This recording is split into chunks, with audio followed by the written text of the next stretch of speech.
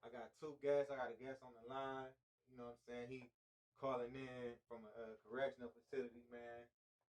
That's my man Corry Page, corryaune Page.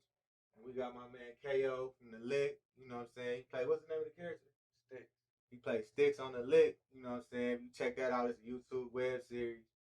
You know what I'm saying? So we're gonna go right in, man. New episode on the way too, by the way. Yeah, new episode on the way. We're gonna go right in. We're gonna start with Corey on the phone. And this episode right here, we trying to reach the kids though, let them know like, you know what I'm saying, we're gonna talk about being incarcerated because I heard a lot of people talking about it, but they never went in depth on the whole process so the kids know they ain't a place you wanna be at. So we got Corey on the phone, we're gonna start with him, man. Tell us about your upbringing, like where you grow up at and all that.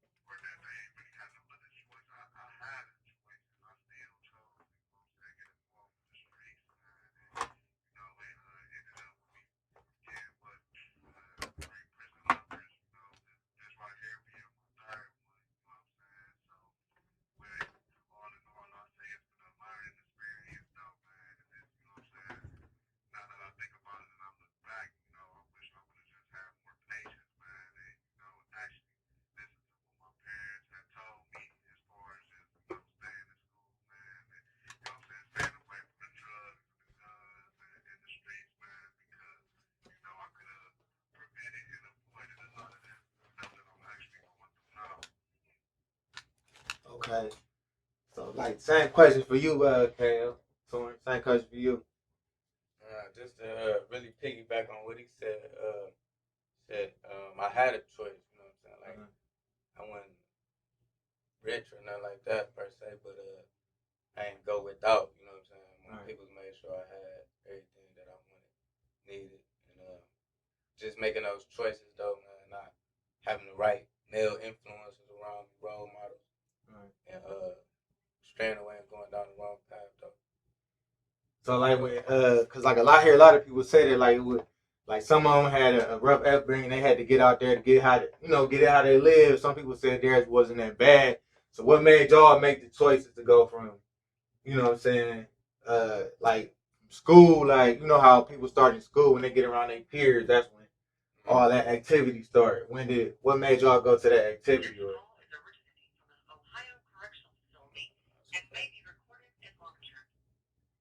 I'm at you first, Corey.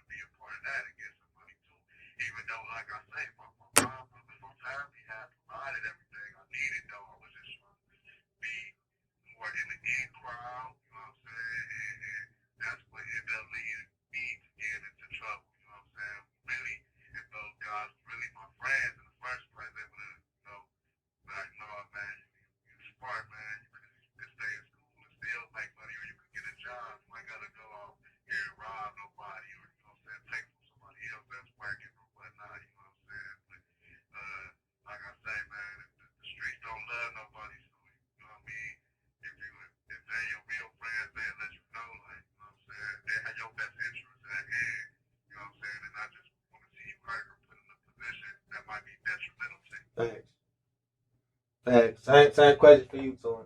Okay. So I don't know. It just like you say, it started early. So getting in young, you don't know. You know what I'm saying? So just not knowing and just keep on making the wrong decisions or doing bad stuff, or it start off with the little bad stuff like busting windows out with rocks, or what I'm saying, ringing people's doorbells and running stuff like that. Then it evolve into other stuff. You know what I'm saying? Maybe selling drugs or robbing people or whatever the case may be. But just like Before he go, I want you to shout out your name so they can write you, so people want to write you or whatever. You know what I'm saying, Corey? Alright, man. I'm actually going to call right back to my Oh, name is corryaune paige. And my jpay, y'all could, if y'all want to reach out to me, man, make sure I message y'all back. It's A as in Alpha, and the number is 772471. And that jpay is just a free app where, you know what I'm saying, to kind of like text or send emails back and forth, though, man, because, this show that act got going on right now is real positive, and I feel like it could, really impact and make a difference. So I'll be willing to, keep the communication line open if anybody want to reach out to me. yeah. So like what I'm hearing both of y'all said, it was pretty much, you know what I'm saying? Cause like this one thing that people don't understand about when you growing up in the inner city. When you growing up in the inner city, it's like I done had conversations with people. They don't understand that like your options is limited. You know what I'm saying? Like the resources, what you see, who you see is the person that's winning is a dude that's in the streets hitting licks, selling drugs. They got the fat, flashy cars. You know what I'm saying? They got the nice looking, the best girls, all the fly clothes, all the girls. You know what I'm saying? With the bread, and you see that, and that's what your influence is. Like it ain't too many people from where we grew up at. You know what I'm saying? From the inner city that actually made it out and came back. It ain't a lot of people that do it. There's some people that's doing it. Shout out to Ray Jr. because I see him working, you know what I'm saying? But there ain't too many people that do it. Go ahead. No, I was just shouting out to him too. I'll be saying. Yeah, you know what I'm saying? There ain't too many people that's doing it. So like, in other words, what they saying is we don't see a lot of opportunity or even see nobody that did make it out. We don't think as far as people thinking is getting some money. Getting some money is it's a large margin for ways to get money illegally, and you know what I'm saying, more than ways to get money legally. And nowadays, there's a lot of resources. So I want to start from the beginning. When your first case, you ain't got to talk about the case if you don't want to, but the whole process of getting locked up, you know what I'm saying, or getting arrested or going on the run after you deal with it, or whatever how it happened. I want you to start from there. I mean, it started as on the juvenile side of it, like it's pretty similar as far as the adult process, like getting booked in the county and all that stuff. So you start off with that, get searched and all that, fingerprinted.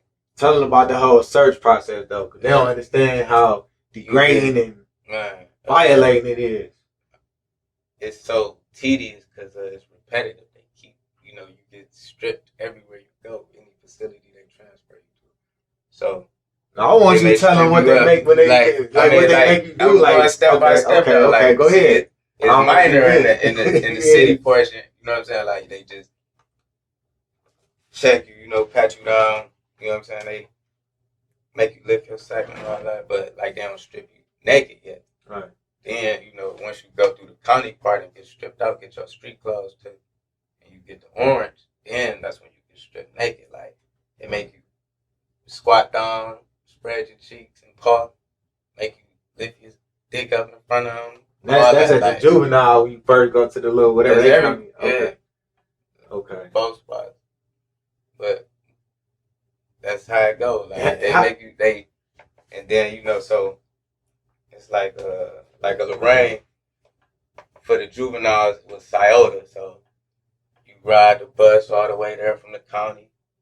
Then they take you to this room. You got about 22 other people in there from different counties. You all go in there and get stripped naked. Like you naked in front of another man. Ain't no telling what type of mindset he got. He may like seeing you naked. So for the most part, like it's uncomfortable. You know what I'm saying? And now you getting clothes that don't hardly fit you. Like it's crazy. Then you don't get to pick your meals. You getting fed what they give you. You know, commissary limited, which is snacks for real, not real food, nutritious food anyway. So in the juvenile, so tell us about the politics in the juvenile. Tell the kids why they don't want to be there though. Like, you know what I'm saying? I want them to feel the process, so they know they don't want to be there. Tell them about how you move, like the politics of the juvenile system, because it's different in the prison, right? It's pretty much the same. I mean, you know, just having your freedom taken away. You know, being told what to do and when to do it. You know what I'm saying? Like some people like to stay up late, so you know that's out the window. You going to bed at 8:00, you know, or maybe 7, whatever the case is. But early, you know, you got probably about 8 channels that's worth watching on the TV, and no telling who got the remote and controlling what's being watched at the time. So it's just like a bunch of your freedom, like a bunch of stuff you take for granted, like being able to open up the refrigerator. You know what I'm saying? Like being able to lock your bathroom door, or you know, because you got to use the bathroom in front of niggas now. You got to take showers in front of people. Like, So Corey, let me ask you this: like I don't know the statistics. Okay, go ahead. You asked a real good question about the juvenile system, and me personally, like this has always been something that was interesting to me because me and Teo both did about 4 years in the juvenile system, and when I came to realize, me from graduating from the juvenile system to the adult system, like the juvenile system was almost kind of like a trap in a way, because I feel like the juvenile system, they allowed us to get comfortable, and it was almost like, well, okay, we can handle this like this. But what I mean by that is like, for example, like, when you went juvenile, like at a certain time, at the night. This call is originating from an Ohio correctional facility and may be recorded and monitored. So you get let's say, for example, after you get your regular 3 meals, you get snacks. You were able to go into they had like, caseworkers and counselors. You was able to go, if you ain't have no money in your phone, you could knock on the caseworker door like, hey, what's going on, Miss Thompson, or whoever her name or his name may be, and you could get a free phone call from your family, and they had like different programs. Like if I remember correctly, even KO, when he was a juvenile, he went on like a college campus trip, you know what I'm saying? Because they was trying to get him enrolled in college. So it was almost kind of like a setup. So now, fast forward to me coming from the juvenile to the adult system, what do I see? I say, wow, a lot of these guys that I'm around was actually in juvenile with me. It was almost like a reunion. It was almost like a reunion, like literally like the same dudes. Like I was in the juvenile system, like we was graduated to the adult system, and it's like, now, wow. Like, it ain't no more snacks. Like, you know what I'm saying? The food a lot worse. You know what I'm saying? The circumstances a lot worse. And then, like, in the juvenile, like, you could max out like me. At that time, you could max out like me and get juvenile life and maybe do like 4 or 5 years. But now, as an adult, when you get life, you could literally spend the rest of your life in a place like this until you deceased. Like, as I speak right now, I'm around a lot of people that got life that will, you know what I'm saying? Like, that's not going home to see that period. Like, you know what I'm saying? But yeah. And that's another thing. I want you to tell us about like how them, because like from what I heard from stories that y'all told me, like it's dudes in there that's doing life, and when you about to come home, tell us how they try to keep you in there. They try to, when you know what I'm saying, you got your mind right, you trying to go on the right path. Tell us what the stuff they do to try to keep you in there to make you catch cases while you in there. You know what I'm saying? Wow, that's crazy that y'all even familiar with that, because it is that type of stuff that be going on. And that's like for me, I got a substantial amount of time, but I don't got like, I don't even tell dudes when I'm going home. Right. Like I would not tell these niggas when I'm about to go home. Like, you know what I'm saying? Just from stuff like that, because you got people that's doing 37 years. Like, I swear, man, this is no lie, man. I promise my word is my bond, man. This young white guy, he about maybe 18, no older than 19. He showed me his release day on the kiosk, and it said 2000. I mean, this call is originating from an Ohio correctional facility and may be recorded and monitored. It wasn't his actual release date. It was the date that he could be considered for release. But that day, his eligibility for release was 2057. It's just 2021. He won't even be eligible to get out until 2050. But you got guys like, man, you know what I'm saying? Like, guys will kill you in here, man, for a suit that's like 31 cents, man. A guy yesterday, man, was just telling me a story how he let a dude hold $1, a Swiss roll, like a little Debbie box. And dude was supposed to pay him back $1, but dude found out he was going to be going home in the next 60 days. So he told the dude, like, man, you could just chalk that up, man. I ain't paying you your $1. So dude, he like, oh, you want to pay me my money? He like, cool. So later on, when I dude was asleep, he went and he bashed him upside his head with like a, you know what I'm saying, like a little, not a weapon, but it was like some type of hard steel or plastic. And he ain't kill him, but the dude ended up losing the eye. He went home with a patch over his eye because he decided not to pay this dude $1. You know what I'm saying? That's crazy. It's just like numerous Cutthroat, situations. for real. It's definitely cutthroat. So let me ask y'all this: why do you think this for both of y'all? Why do you think people go from the juvenile system, get out, and end up back in the adult prison? And I know they call it a rehabilitation center. That's something that's a two-part question. We're gonna talk about that a little later. But why do you think they go back after they go to the juvenile system? Why they end up going back to the adult prison? Because, I mean, everybody different, but for the most part, you around so many different criminals, you just sharpening your criminal skills, Right. like your crook skills, like you learn this shit from this nigga and that nigga. So you going back out there thinking you know something new, and you falling into the same trap. You know what I'm saying? Like repeated behavior. You know what I'm saying? Like you doing the wrongdoings versus rehabilitating yourself. You know what I'm saying? But it's just going back to the same environment. You know what I'm saying? Like if you're around the same stuff, you're gonna more than likely end up start doing it. You know what I'm saying? Right. In some form or fashion. So it's just not really changing. You know what I'm saying? So, go ahead, Corey. That's true,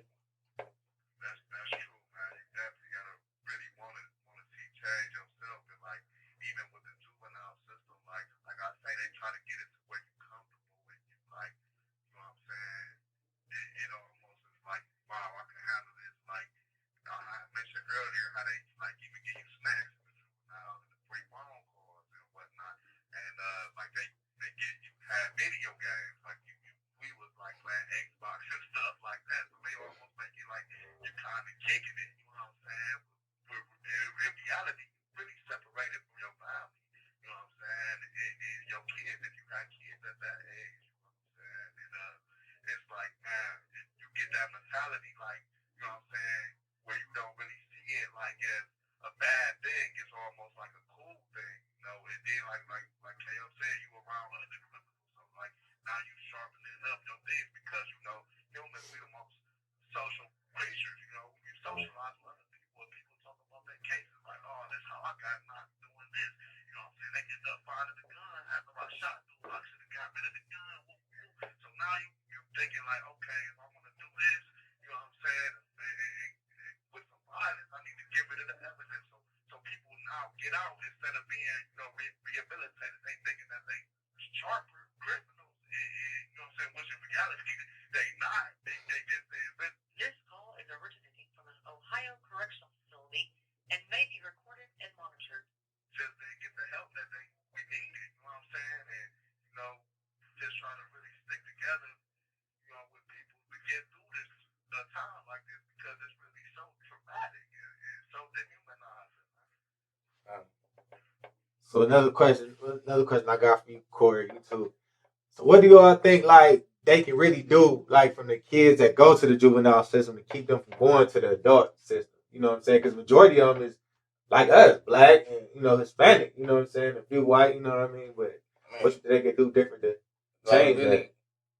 Because I can remember a few times where people came and spoke to us, but like for the most part, they had on different shoes. And what I mean by like, it wasn't people that went through what we was going through, or you know, been down the road that we was gonna go. Maybe like 1 or 2, and that was like out of a 6-year duration. You know, so you seeing so many people that, you know, for the most part, white people with ties on coming in there to tell you not to do certain stuff, but they not in the environment that you in. They don't got to do the certain things that you do to survive. You know what I'm saying? So you ain't had no silver spoon growing up where we from. You know, so you seeing them coming in telling you do certain stuff. And like, well, man, you with them. You ain't about to listen to you. You ain't gotta go out. You ain't gotta worry about nobody trying to come break in your house and shoot you on the corner. Even the police and people that look like you. So you said pretty much, if it was somebody that looked like you came from where you came from, or even more just, to you, then it would have been, you know, more receptive. I would have been more receptive to the information because I'm like, okay, he looked like me. He didn't. Oh, he was locked up too. Okay, he overcame his house. You know what I'm saying? What he do? Even though it's very few who do, and there's programs out here to help people felons, but for the most part, you don't see that. You don't get to see that when you in that stage of it. Same question, Corey. Man, that's exactly right, man. I couldn't say it better, man. Like, if you got people that's like coming in, that's like us, that's like, you know what I'm saying? I don't mean like necessarily black or white, Hispanic. When I say like us, I mean that actually they've been through a situation like this, then we can relate to a person like that more better, as opposed to somebody coming in there with a PhD that's kind of looking down on us like, oh, y'all ain't educated, you know, and like when we was growing up, me, you, and KO, you know, we didn't have a state of the art building like they got on 93rd. Our art detention center, our juvenile center was on 22nd. Now you fast forward to, you know, 2019, 2020, they got that building down there on, I think 93rd and Quincy, man, and it's like once you get into, once you actually step in there, you like, wow, like, you know, they got flat screen TVs everywhere. You know, these people investing all these billions into these type of buildings to put juveniles in jail, like, with the same money. You know, they could send the whole city of Cleveland, they could pay the whole city of Cleveland tuition for college. The same money that they invested, lock juveniles up. So, you know, honestly, what would help, what would really help prevent somebody that's going through a situation like that from coming back is, I believe, like, you know, having people like us that they could really relate to it and see, like, you know, which real life consequences, because a lot of them really don't know, you know what I'm saying? Like we really didn't know at that time, like, you know what I'm saying? 'Cause no one told us. Like I said, my father did 10 years in prison for like a shootout. He got into a shootout like on Broadway, you know, back in the 90s. And then, you know, sad to say, shortly after he was released, when we were just beginning to rebuild our relationship, he passed away. And I was probably like 14, 15 at that time. Man, may Allah rest his soul. But, you know, that's just an example, you know what I'm saying? Like where, you know, it's you have 60 seconds remaining. That's just an example, you know, where it ain't no leadership in the household, and you know, we just not knowing and not having a guidance. So we had like people that really, you know, been through what we went through, we could maybe relate to it and get a better understanding and really change our ways and change our lives and make better decisions. So let me ask you this: do you think that they should treat the prisoners better, or you think they should treat them worse so they never want to come back? What do you think they can do to make it so they never come back? I mean, you should never want to come back anyway once you get your freedom taken. Well, unfortunately, people do. I mean, like I say, you should want to. You know, common sense ain't common, but like just that alone, you know what I'm saying, like should make you want to change your ways. You know, unfortunately, like I was able to go from juvenile to the, you know, adult penal system, but like just that transition alone, like made me wake up like this not really for me, man. Like it's not for anybody. It's for animals. Like no human should have to endure that. But just seeing certain things, man, like I say, certain luxuries got taken away. Being able to shit in peace, you know what I'm saying? Open the fridge up and just, not to mention being away from your family and loved ones, like that hurt every day. So, and then not to mention that hurt them. So now, not only you going through stuff, they going through stuff outside away from you that you got no control over. So when you first got out of juvenile, like what was some of the things you had to readapt to? What was the hardest thing you had to readapt to? Because it was only 4 years, so it wasn't really that long. Right, but just so much transpiring in between that time, just losing family members in between time, but just transitioning from being a juvenile delinquent to now coming home a father, or you know what I'm saying, like just an adult, being an adult period, like just making that transition along. I'm so used to being a kid, and then now in there, I'm still doing the same stuff. You know what I'm saying? I wasn't rehabilitated in a sense, like just coming home now. Times change. We got Obama running, so now that alone too. Like damn, like we got a colored person in office or running. You know what I'm saying? So just seeing a lot of different changes, like shocking. Like stuff looks so different. Like streets and houses that used to be there, houses knocked down, and just different stuff. Getting a job. So what opportunities do they have for the adults in the adult prison system? Like, do they have?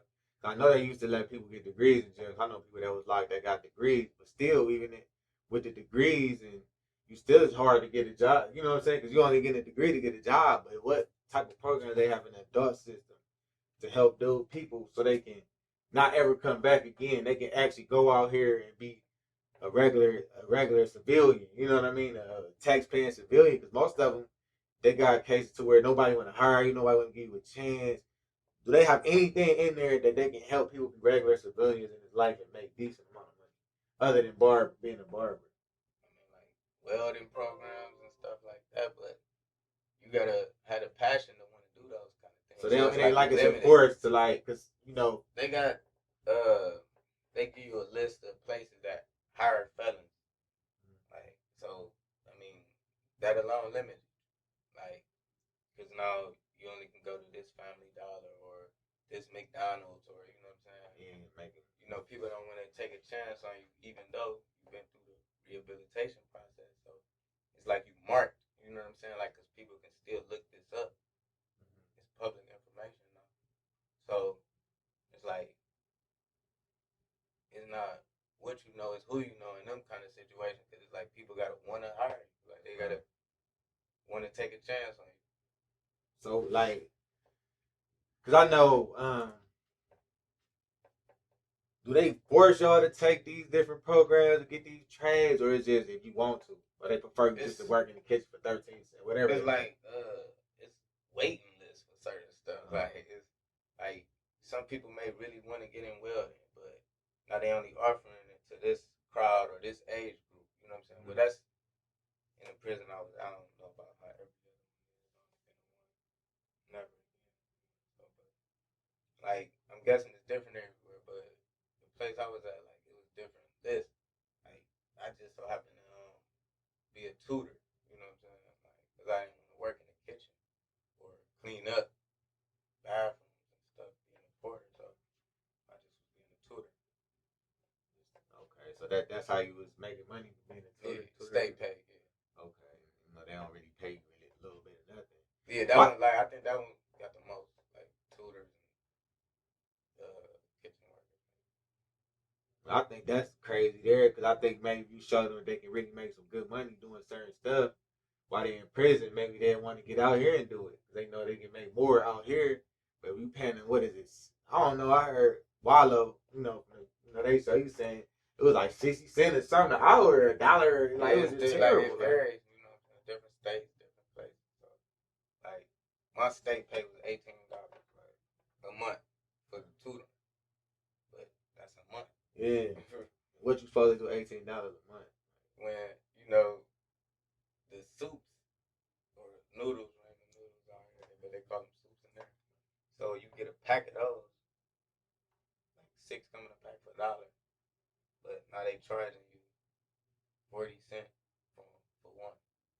You know what I'm They already overcharged. Right, and then they ain't even paying you nothing. So it's safe to say they ain't trying to rehabilitate nobody. They ain't really trying to give you no opportunity when you get out here. They just trying to make you come back in the system, man, which is sad. And I know it should be a better way, man.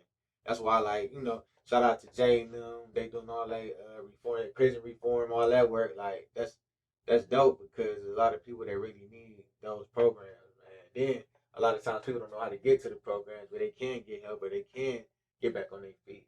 Because you coming out with a felony and then probably a welder or something. It ain't too many welding jobs around anymore. Right. A lot of them, they almost extinct, the factories or whatnot.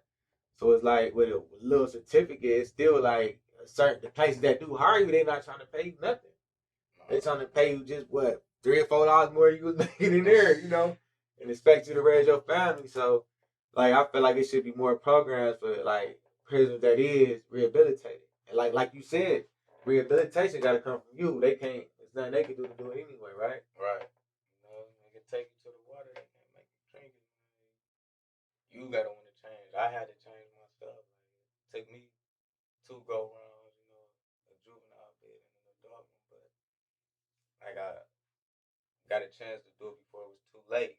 Some people don't get that chance. Like some people get one chance and it's over with. Life, double life, whatever, like, or they lose their life, in the process of doing something like so. It's like think about anything before you do it, man. Carefully at that. So what was your turning point? Like, what did you see? What was your experience be like, man? I ain't ever when I get my chance, like I want to give you respect because you ain't been back. You been trying to stay out of the way from going back. You doing a little movie, a little acting in the web series, the Lick. We gonna touch on that. So what was your turning point? Then I got one more question about that. Then we gonna just that last, prison sentence, like being away from my family, like it just really, like it impacted me different. You know what I'm saying? Like versus me being younger and going through that. So like knowing more, seeing different stuff, and then not to mention it's different stuff going on in this environment, man. Like it's from rape to almost murder, whatever. Like just it was kind of like the streets, but you inside a box or something. Like so you can't escape it. You can't walk out. You know what I'm saying? Go home and go to sleep in a real bed or worry about 100 different dudes snoring. You know what I'm saying at the same time. So in closing on this part of it, what would you tell the kids that been in the juvenile system and potentially can go back to the adult system? What would you tell them to keep them from going there? Like, what would you know what I'm saying? Like, what would you tell them? Like, what would you say to them right now? Matter of fact, what would you say to the 21-year-old twin that just did the 4 years in the juvenile system, just got out? What would you tell him today? I tell him to take that as a learning experience, man. You don't want to see the remix of this, you know what I'm saying, which is adult prison, like, cause you was kind of like sheltered, you know what I'm saying, as a youth, like being in there. You had the case managers and stuff who made sure you at least spoke to your people, you know what I'm saying, at least once or twice a month, you know what I'm saying, versus being in there, if you don't got no money on your phone, you're not talking to nobody forever. Right. However long you in there, you're not gonna eat. However long you in there, so just if you enjoy your freedom, then stay on the right path. Like if you like sports, do that. If you want to write for people, man. If you want to rap, do that. Whatever you want to do, just keep it positive, man. Cause that street stuff is not the way. It's only 2 ways that you can end that, and that's dead or in jail. And the death that I'm talking about is not a natural death. It's somebody coming in your house while you sleep with your family and shooting you or tying you up and taking you somewhere or just being gruesome. It's not gonna be nice, man. Like everybody die, but you don't want to make it sooner. So. Speaking of that street life, man, I see a lot of these rappers. I'm gonna say that I don't care. I see a lot of these rappers. The young dude, the Corvette dude, he was 13 years old. One of his family members got murdered. You know what I'm saying? His mom made him testify and tell what he saw, what happened, because they was there. And everybody like trying to put whatever music they got down with him and all that. And specifically to Gilly, like, I heard and I saw that you took down whatever music you was dancing to a song, what have you, whatever it was. You know what I'm saying? You one of the guys that $1 million worth of game giving back to the youth. How is that saying? I know, like, you say you was from the streets or whatever, but you ain't in the streets no more. So why is you even still living by those laws? For the guys that was in the streets, the millionaires that's making all this money that's not no longer in the streets, why are you still living by them laws? You know what I'm saying? Why is they still living by them laws? They ain't in the streets no more. I mean, I don't know what laws specifically. I mean, They civilians. You know what I'm saying? The no snitch thing. All them street politics. Why is dudes who millionaires still living by them laws? Like, I don't understand. That's something you gotta ask them. I don't understand. Personally, but I mean, me, I won't put myself in a situation like that where I'm put or given the opportunity to tell on somebody, like, because I'm gonna do anything I gotta do by myself, and I'm not going with nobody to do no crimes. I'm not doing. But I can see, not to cut you off, but I can see if you were still active in the streets and you living by them laws. That's but the like street laws. That's that situation alone, like that's. I don't know, man. That's different. Like I wouldn't. You know what I'm saying? Like, frown upon this young man. Like, I wouldn't got on the song, but he was a kid. You know what I'm saying? Like, when you was 13, you went to the store for your mom. You was gonna get everything on the list she told you to get. Nothing more, nothing less. So, I mean, just saying that to say you're gonna do what your parents say. But he a kid, not even thinking about a rap career at that point or no street stuff. He just going doing what his mama told him to do. Why still live by them laws if you're not active in the streets no more? Like, for y'all guys that still live by them laws, y'all ain't active. You know what I'm saying? It's kids that's looking up to y'all, that listen to y'all all day long. Y'all kids is not in the street. Y'all kids is not going to public schools. They going to private schools, man. All that shit y'all putting out there to the kids, man, like it ain't cool. Cause, for example, Cardi B, her child came in while she playing WAP and she cut that shit off so fast, like, no, they not responsible for what other people parenting is and what they let allow their kids to do. But at the same time, when you take that position as being a public figure, a celebrity, it's kids that look up to you. It's kids that want to be you. Every song you hear from a female nowadays is talking about pussy and sex. But it's like you gotta know how to. Except Rhapsody, that she, like, her flow is different. It's entertainment though, you know what I'm saying too. So you gotta know how to separate that. You know what I'm saying? That reality and entertainment. You know what I'm saying? Like, this is how she make her money. She gonna do that. You know what I'm saying? Put that out there. So it's like, if you gonna stop your kid from listening to it, why even make the song? That's the case. Right. You know what I'm saying? Right.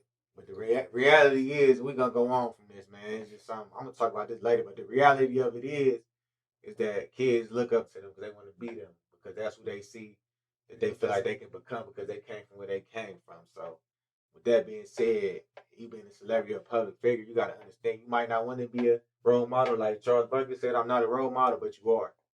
It ain't what you want. Once you become that public figure, you are. Everything you do, especially now, is monitored, cameras and all that, man. We're gonna go past that. We're gonna talk about the lick. You know what I'm saying? Before we get up out of here. On the way. Before we get up out of here, man. So in the last episode, I saw it was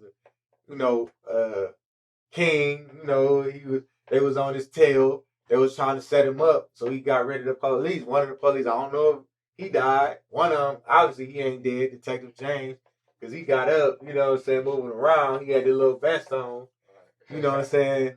So what you think gonna come of that? I know you can't speak on it. You didn't want to give it away.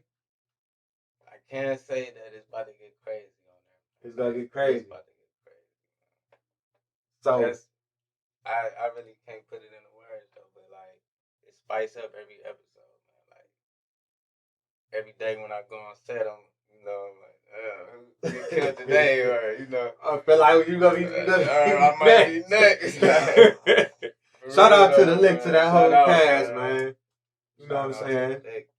Bridge to Cry, no violence thing on Saturday. The rally, I saw it was a nice little turnout. That's dope to do too. You know what I'm saying? They try to get rid of some of the violence in the city. And that's another thing. Like a couple of those guys, not to put nobody business out there, but a couple of those guys are, you know what I'm saying, been in the prison system, and they all came together and they put some positive together to stay away from that.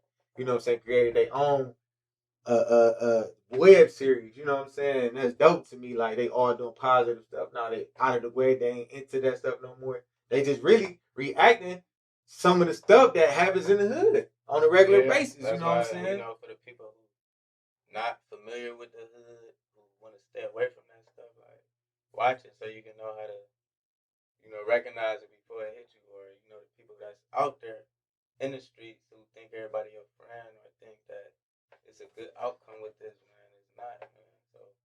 So let's talk about a message in that, man. So let's talk about your role in the league. What's your name again? Because it was Young World and they kind of changed it.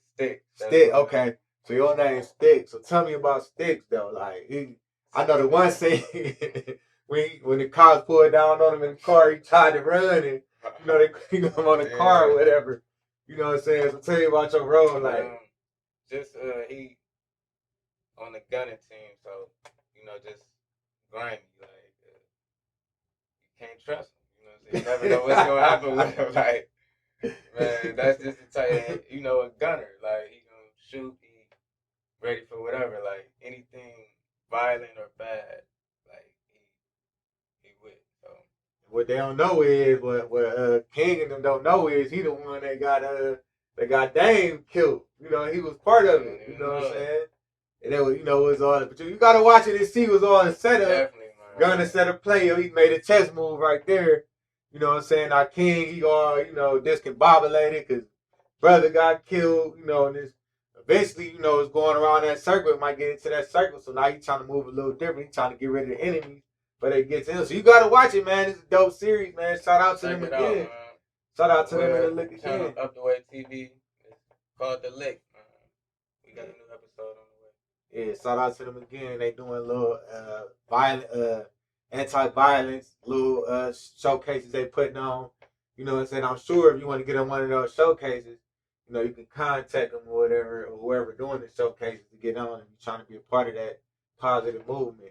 You know what I'm saying? And that's another positive thing you can do to get away from those streets and all that street stuff, man. Because it ain't the same, man. It ain't nothing in there, man. You know what I'm saying? It's too many ways to make money, man. You can make so much money on the internet just doing this on your computer all day long, like making money, like you know what I'm saying. You just gotta research. Like it ain't the same. It's so many cameras out here watching. Right. Like, what can you do without somebody seeing you? So you might as well make it be something good. So in closing, what would you say to the youth, like, you know what I'm saying, for those who going down that wrong path, who already been in the juvenile system, still out here active in the street, what would you say to them? Your experiences as a whole, going from juvenile to adult, you know the statistics, what would you say to them? It don't end well, especially for young black men. So just do something positive. Take advantage of all this new technology. When I was younger, the difference, you know, between now and then, I had to actually look up information and try to, you know, seek out stuff and learn stuff. Like you can just really click a button on and do stuff. So take advantage of all this new stuff, man. Make some money. Get some money, man. Because it's not worth it trying to take the street route because I already told you how that ends. So with that being said, man, this your guy Eric and Nat. This my man Torrance, you know, it's AKA Stacks, right? Sticks, AKA Sticks from the Lick, AKA KO. You know what I'm saying? Shout out to my man Corryaune Paige. You know, I'm gonna put his information in the description. So if y'all want to write him, you know what I'm saying, talk to him. Like any of y'all kids that, you know what I'm saying, might be going down the wrong path. You want to talk to somebody that's in the system right now that can steer you the right way, it'll be him. You know what I'm saying? You can reach out to him, man. And I want to, you know, I'm gonna send this to him so he can hear it, man. So I'm gonna let you know I appreciate you for doing it, taking your time out of your day, whatever you're doing, for coming here. Same thing with you. I appreciate you coming here and doing this with me, man. You know what I'm saying? One of my dreams that I'm trying to, you know, bring out here to the public. So I appreciate you helping me live my dream. You know what I'm saying? So this your guy, African name, my man Torrance, aka KO, and we out. We out.